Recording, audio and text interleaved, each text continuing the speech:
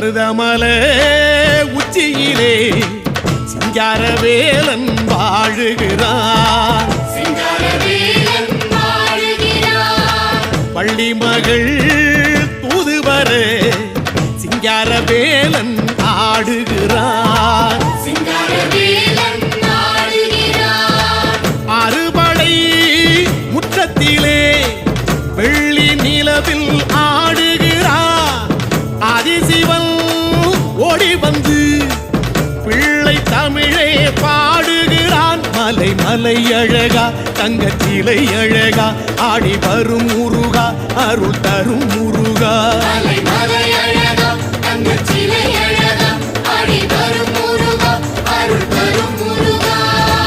மருதமலை உச்சியிலே சிங்காரவேலன் வாழுகிறான்.